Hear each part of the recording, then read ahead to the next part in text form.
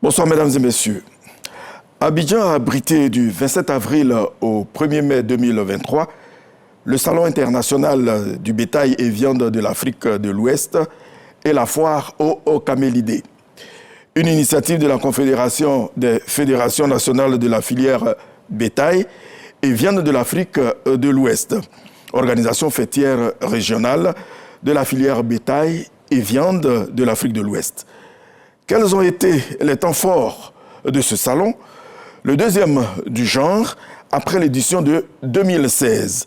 Quel bilan et quelles sont les perspectives après cette rencontre?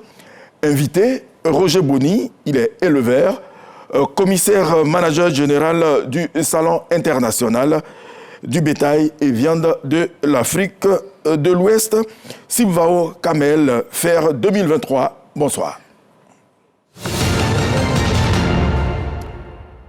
Alors, comme je le disais, la deuxième édition du Salon international du bétail a eu lieu ici même à Abidjan, du jeudi 27 avril au 1er mai 2023, une initiative de la Confédération des fédérations nationales du bétail et de la viande de l'Afrique de l'Ouest. Un salon pour promouvoir le secteur bétail et faciliter la libre-échange entre les pays membres. Invité d'honneur, la Mauritanie. Une journée spéciale a d'ailleurs été consacrée à ce pays, Konessiaka.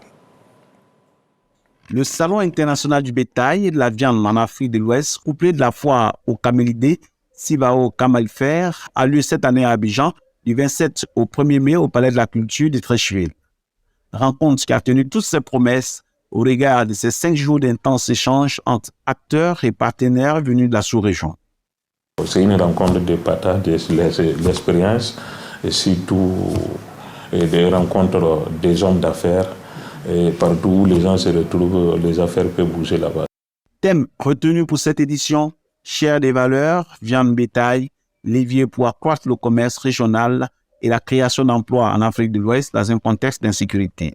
Initiative de la Confédération des fédéraux de la filière bétail-viande de l'Afrique de l'Ouest qui entend mettre l'accent pour cette édition sur la participation des chameaux. On a associé cette année, pour cette édition, les chameaux. Non seulement le chameau n'est pas trop connu physiquement, mais également on a prévu que les gens dégustent la viande du chameau. Parce que c'est une viande, tout le monde convient à dire qu'elle a beaucoup de vertus que les gens ne connaissent pas. Or, ça apporte beaucoup de soins au corps humain.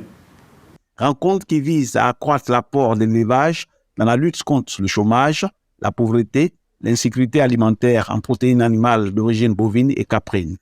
Ces assises sont aussi une lucarne pour ces acteurs de proposer un cadre juridique transfrontalier commun permettant de faciliter la commercialisation des bétails dans la sous-région, le retour des bailleurs, mais surtout au regard de la problématique d'insécurité due au terrorisme dans les régions à forte production animale. Ce salon a accueilli un nombre record de participants. Son statut de rendez-vous incontournable du bétail et viande de la sous-région avec plus de 6 000 visiteurs, 16 exposants, 9 pays participants, 7 stands d'espace gastronomique, 12 bourses d'exposition pour le bétail, 17 chameaux dont 5 pour la Côte d'Ivoire et 12 pour le Mali. Des conférences, panels, ateliers et aussi des compétitions et démonstrations de savoir-faire ainsi que la dégustation de la viande de chameau. À l'issue de cette rencontre, des reconnaissances et recommandations ont été adressées aux initiateurs, à des organisateurs sous-régionaux, notamment la CEDEAO, l'UEMOA et SILS, et aux pays hôtes, la Côte d'Ivoire, quant à ces résultats fructueux et aux objectifs visés. Le développement durable, profondément ancré dans les différents maillons et de l'ensemble des acteurs de la chaîne de valeur, sera au rendez-vous de la prochaine édition qui se tiendra à Lomé l'année prochaine en République togolaise. Bonsoir M. Boni, vous êtes le commissaire manager général, mais éleveur aussi. Alors la deuxième édition du Sibvao a été consacrée à la promotion de la chaîne de valeur bétail-viande. Pourquoi maintenant? D'ailleurs, je voulais d'abord dire bonsoir à vos téléspectateurs et aussi au peuple ivoirien et à tous ceux qui nous suivent. Pourquoi cette chaîne de valeur? C'est l'une des chaînes de valeur vraiment qui monte en puissance au niveau de la région, mais c'est la chaîne de valeur également qui contribue à une meilleure intégration des peuples. Voyez-vous, aujourd'hui, dans ce domaine-là, nous n'avons pas de frontières. Les animaux circulent facilement avec les hommes et les activités économiques qui suivent permettent donc à cette chaîne de se développer. C'est notre créneau, voilà. Est-ce que le secteur est bien connu? Le secteur est très bien reconnu. Très bien reconnu, quoique nous devons noter quand même des efforts à faire dans chaque État pour améliorer un peu les conditions d'exercice et susciter l'employabilité des jeunes dans ce secteur également. Parce que quand même, c'est en 2016 que vous avez tenu la première édition. Pourquoi jusqu'à maintenant? Qu'avez-vous fait tout ce temps? En 2016, la prochaine édition devait se tenir en 2018. Il y a eu le renouvellement des instances de l'organisation. Et en 2020, l'État togolais a donné son accord pour accueillir la deuxième édition. Tout était prêt, on a fait la cérémonie de lancement.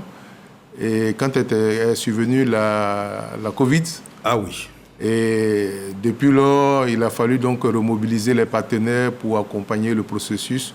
Et aussi la volonté aussi des acteurs de l'ensemble de l'espace SILS, c'est-à-dire la CEDEAO plus la Mauritanie et le Tchad, avec lesquels nous avons de très fortes relations commerciales. Alors avec leur intégration, il fallait donc qu'on puisse prendre en compte leurs préoccupations, à savoir la prise en compte des camélidés. Donc c'est ce qui nous a permis d'aller jusqu'en 2022 au départ, puis 2023. Voilà. Je rappelle justement que la Mauritanie était à l'honneur, invitée d'honneur. Oui, la Mauritanie était invitée à l'honneur parce que en fait, c'est l'un des plus gros producteurs de bétail de la région. Malheureusement, étant hors de la CEDEAO, on ne voit pas. Mais je vous assure que c'est l'un des pays qui nous approvisionne aussi énormément à partir du Mali. Alors, au cœur de votre salon, les femmes et la jeunesse, aujourd'hui, quel est leur rapport avec le secteur, les jeunes en particulier? D'abord, il y a une certaine motivation des jeunes aujourd'hui, contrairement à il y a de cela quelques 2 ou 3 ans en arrière. La promotion que nous avons eu à faire ces derniers temps ont permis à certains jeunes de comprendre qu'il y a une possibilité d'insertion. Il y a une possibilité de modernisation de nos pratiques et surtout, il y a une possibilité d'accompagnement au niveau de nos États.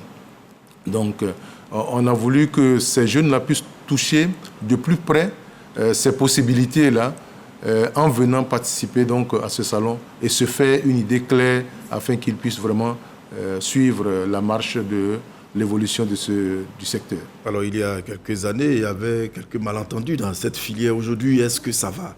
La bagarre s'est terminée. La filière, là on parle de la Côte d'Ivoire. Oui, la Côte d'Ivoire. Ah oui, et là on parle de la Côte d'Ivoire. Il y a la problématique de la filière au niveau national est toujours là. Pour moi, elle est toujours là. Il y a des efforts à faire de part et d'autre, tant au niveau des acteurs qu'au niveau de l'État, pour que nous puissions avoir les résultats que nous souhaitons. Alors, quels sont aujourd'hui les défis à relever pour développer et faire croître la chaîne de valeur bétail en Afrique de l'Ouest? Parce que c'est de ça qu'il s'agit. Hein. Votre salon a travaillé autour de cette thématique. D'abord, il faut reconnaître que c'est un secteur qui est traditionnel. Vous verrez que cette activité est menée depuis des années, des lustres, je dirais. Et depuis lors, on a eu très peu d'évolution. Mais le constat est fait que c'est l'un des secteurs qui intègre l'ensemble de la population de la sous-région. Alors, à partir de cet instant, la communauté internationale s'est saisie et a commencé à déployer d'énormes efforts pour investir à la promotion de ce secteur-là au niveau régional.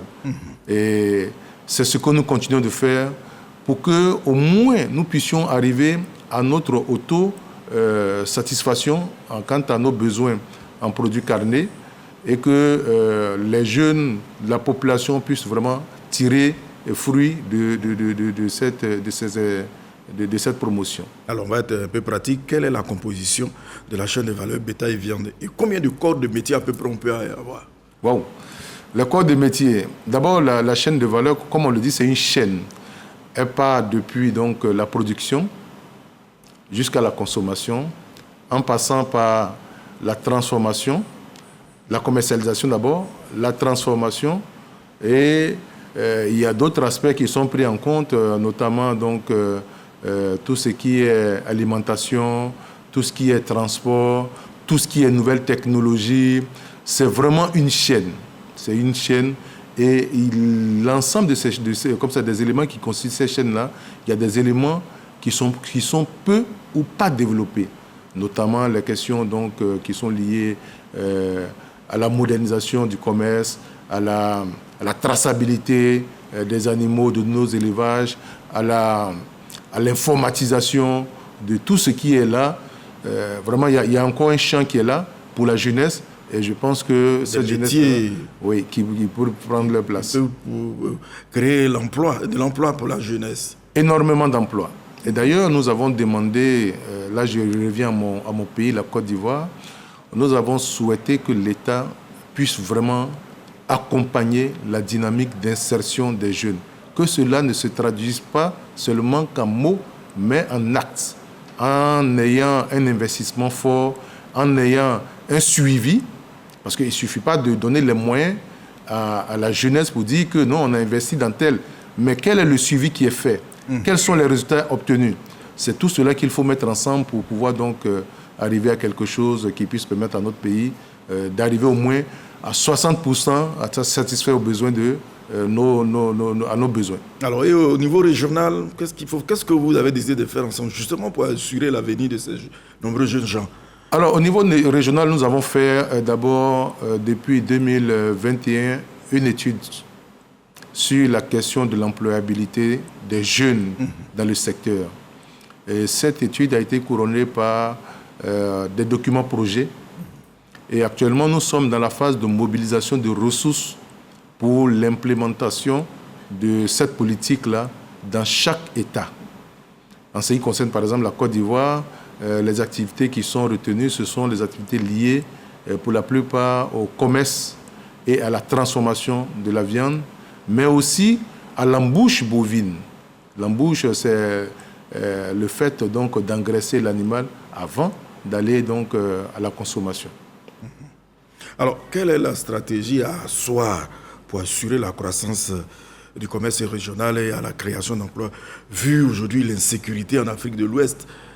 Je ne vous apprends rien. Au Mali, au Burkina, ce sont des pays qui font beaucoup l'élevage avec la situation qui se présente au Sahel. J'avoue que quand on me parle de l'insécurité, nous sommes vraiment touchés.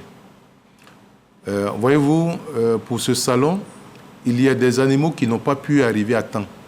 Tout simplement parce que, par exemple, un commerçant ou les exposants qui venaient du Niger, par exemple, n'ont pas pu passer par Dori pour accéder à la Côte d'Ivoire. Ils étaient obligés de passer par le Bénin, Togo, Ghana, avant d'arriver à Abidjan.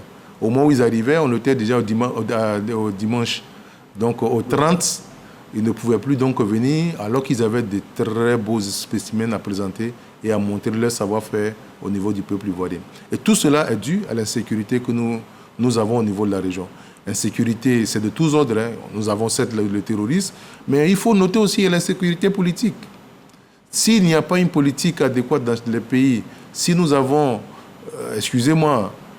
des problèmes politiques, il va de soi qu'il sera difficile d'accorder une place de choix aux activités qui sont liées à la promotion et la valorisation de ce secteur-là.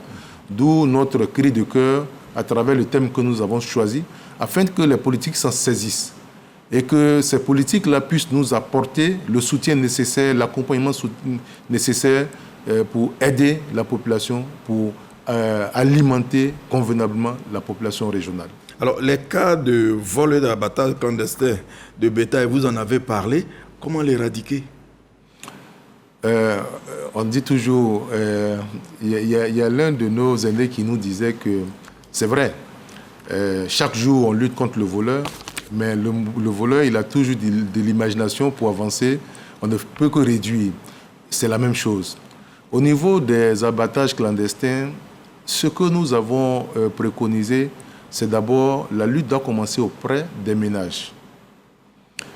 Les animaux véhiculent beaucoup de maladies.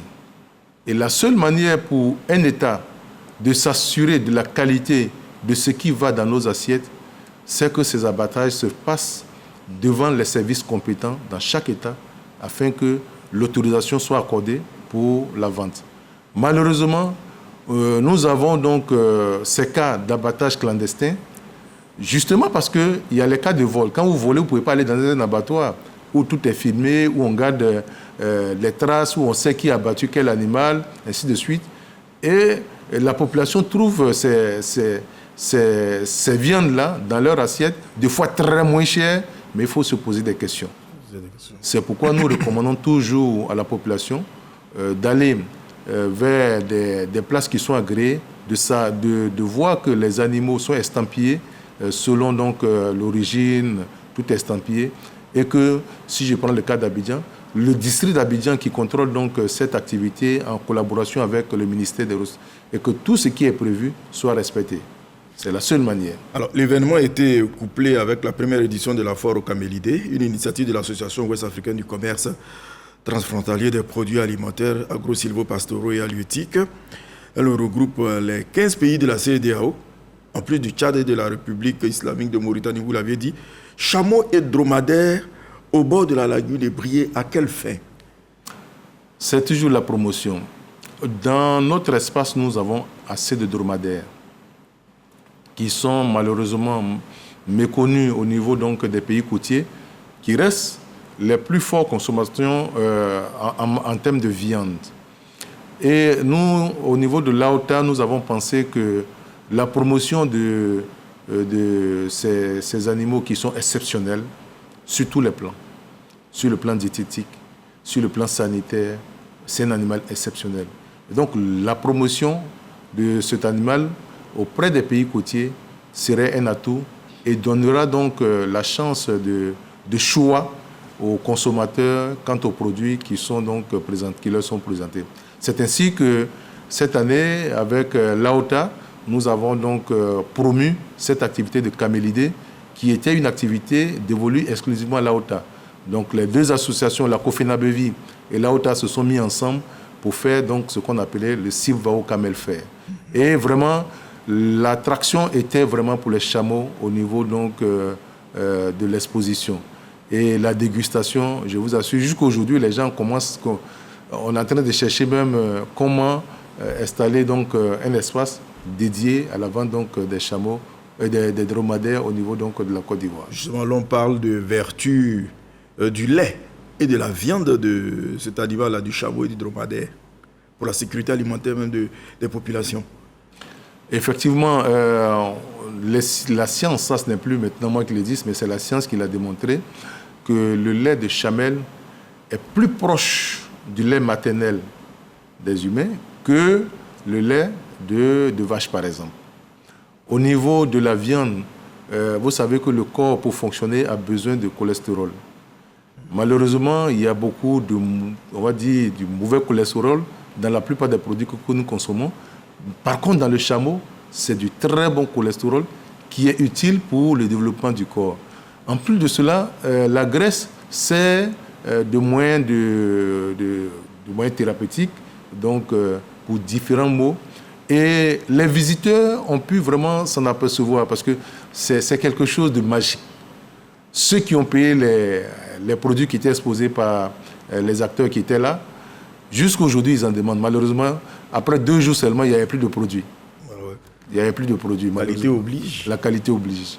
Mais ils ont décidé de faire donc, des points de vente depuis cette édition au niveau de la Côte d'Ivoire pour que les gens puissent vraiment continuer de bénéficier de ces produits-là. Vous avez dit que ce sont des animaux qui sont un peu méconnus des pays de la côte, mais est-ce qu'on peut les élever, par exemple, ici en Côte d'Ivoire?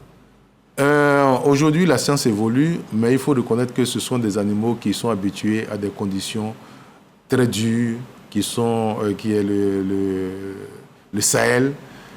C'est bon, quelques-uns essaient, quelques-uns ici, on en trouve un peu, mais vraiment, c'est pas facile. Il faut beaucoup de soins. Alors, pour promotion de la chaîne de valeur, on va parler un peu de finances. Comment mobilisez-vous les ressources financières internes pour la promotion de la chaîne de valeur de bétail, viande et la création de richesses pour justement les professionnels? D'abord, nous sommes en train de mettre en place un mécanisme d'autofinancement. Nous restons convaincus que cette chaîne de valeur peut mobiliser énormément de moyens. Mais comment cela peut se structurer? Comment apporter de l'aide à nos États? C'est ensemble qu'on peut s'asseoir et nos idées que nous avons les partager avec l'État pour qu'on puisse créer de la richesse. L'État ne peut pas tout faire aujourd'hui. Ce n'est pas possible. Mais qu'est-ce qu'on fait pour leur permettre de pouvoir avoir les ressources pour pouvoir travailler? C'est ça. Certains pays l'ont compris. C'est le cas du Sénégal qui, pendant des années, a procédé donc à des retenues sur la vente des animaux. Et aujourd'hui, ils ont constitué ce qu'on appelle un fonds revolving qui permet de financer les acteurs du secteur. Chaque année, nous sommes pratiquement à la veille de la Tabaski. Les acteurs ont un financement pour aller acheter les animaux. L'État les accompagne dans l'emplacement quant au marché qui doit être dédié. Et tout ça là, c'est parce qu'il y a eu de l'argent qui a été mobilisé. C'est le cas aussi du Burkina, qui a mis en place un fonds qui est dédié exclusivement à l'élevage, seulement sur les animaux qui vont à l'exportation.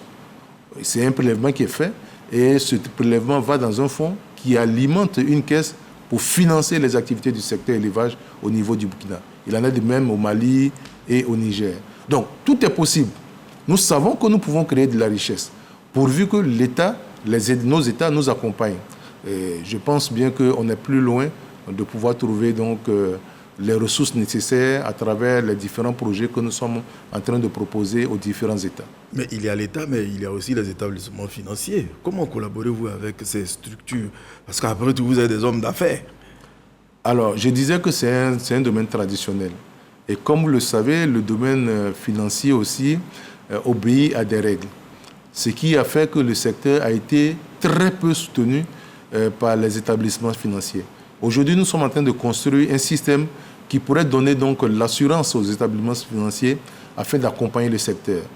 Les pays comme le Mali et le Burkina, pour ce que je sais, financent, accordent des crédits énormes aux acteurs de la chaîne de valeur bétail et viande. Mais en Côte d'Ivoire, vous ne trouverez aucun acteur qui bénéficiera d'un accompagnement d'un établissement financier. Pour ma petite histoire personnelle, j'ai été à la banque, j'ai dit à mon banquier, écoute, j'ai besoin de 70 millions pour accroître mon activité. Il me dit, on peut te donner 20 millions. Il dit, mais si vous me donnez 20 millions, c'est pour aller dépenser. Sinon, je n'ai pas besoin de 20 millions. Ce dont j'ai besoin, c'est 70 millions. Et les 70 millions, ça doit me servir à ça. Mais ils ont dit, bon, ok, il faut envoyer les garanties de tes maisons, de ceci. Et vous voyez, ce n'est pas tout le monde. Si je n'ai pas de maison, si je n'ai pas un bien immobilier à mettre en garantie, donc on est en train de construire un système pour permettre aux banquiers d'avoir confiance en ce secteur. Est-ce parce qu'ils connaissent peu le secteur? Non. Je sais qu'en ce qui concerne la Cofena-Bévi, quand on faisait donc les activités d'approvisionnement du pays et que la majorité des fonds qui devraient être reversés aux États, enfin aux acteurs dans les États, passaient par la Cofena-Bévi, donc c'était une masse d'argent assez énorme. Mais tous les banquiers venaient au bureau pour demander, bon, venez ouvrir votre compte, on va vous accompagner. Voilà, ils savent bien ce qui se passe. Maintenant, c'est quelle est la garantie qu'on leur donne quant à, comme ça, s'ils financent donc nos activités et que le risque, comme ils l'appellent, sera minime. C'est ça. Alors, comment le public a-t-il accueilli ce salon en termes de visiteurs? Vraiment, ça a été un engouement. Les gens étaient curieux, malgré qu'il y avait, dans la même période, assez d'événements à Abidjan. Il y avait donc le FEMUA et autres activités au niveau donc, de la Côte d'Ivoire. Les visiteurs étaient vraiment là. Et vraiment, j'ai été peiné. Le dernier jour, tout le monde venait pour acheter de la viande de chameau. Malheureusement, il n'y en avait plus. Justement. Il n'y en avait plus. À 10 10 heures, il y en avait plus. Ceux qui en ont profité, ils ont été vraiment heureux. Ah oui. Alors, prochaine édition. La prochaine édition aura lieu à Lomé. Je vous le disais tantôt, il était prévu que cette édition ait lieu à Lomé Et l'État togolais, à travers donc Monsieur le Président de la République, son Excellence Yassingbe, lui-même était vraiment engagé en octroyant un budget de 100 millions d'accompagnement à la réalisation du salon. Malheureusement, avec la Covid, on a dû ajourner. Et ce serait vraiment ne pas reconnaître les efforts de l'État togolais en ne leur accordant pas le prochain CIVAO. Donc le prochain CIVAO aura lieu certainement avec les réunions des deux conseils d'administration, je pense en novembre 2024. Compte tenu de l'année électorale de 2025, ça aura lieu donc à cette période-là à Lomé. Dans l'ensemble, votre salon a atteint ses objectifs en termes de visiteurs, en termes d'exposants. Pensez? Ah oui, nous avons été surpris d'abord par la qualité des visiteurs et surtout la qualité de ceux qui sont venus pour exposer. La plupart des pays qui sont venus, les délégations qui n'étaient pas nombreuses, c'était des délégations d'une vingtaine de personnes. Et depuis les acteurs jusqu'aux plus proches collaborateurs des ministres. Depuis les acteurs jusqu'aux plus proches collaborateurs des ministres. Et les débats aussi qui ont suivi, les panels qui ont suivi donc ces activités-là, et les recommandations qui en sont sorties, vraiment, ça a été des sujets de satisfaction énormes au niveau de la COFENABEVI et au niveau de l'AOTA. Je pense aussi au niveau des organisations régionales qui nous ont accompagnés dans cette aventure. D'ailleurs, nous comptons prochainement faire une tournée pour remercier l'ensemble des ministères et des ministres qui nous ont accompagnés, les projets ainsi que les institutions qui nous ont accompagnés. Alors pour terminer, quelle perspective pour le développement de la production animale à long terme en Afrique de l'Ouest, Mauritanie et Tchad? Les perspectives sont bonnes. Il faut juste un accompagnement et un suivi. Il faut juste qu'il y ait un cadre adéquat pour que le développement de l'élevage soit vraiment à la portée de tous. Avec l'insécurité, ce n'est pas facile. Il y a de gros éleveurs qui ont perdu la totalité de leur cheptel. Il y a de gros éleveurs qui ont dû déserter leur village. Il y a de gros éleveurs aujourd'hui qui ne peuvent plus travailler, qui sont devenus des mendiants dans certains pays. Vraiment, c'est l'occasion pour les États de comprendre qu'il y a quelque chose à faire. Un exemple, la Côte d'Ivoire, les derniers chiffres qu'on avait, importait en termes de lait, importait pour près de 40 milliards de francs CFA. Imaginez-vous, 20% ou 30% de ce lait-là, de ces moyens-là, étaient donc produits au niveau national.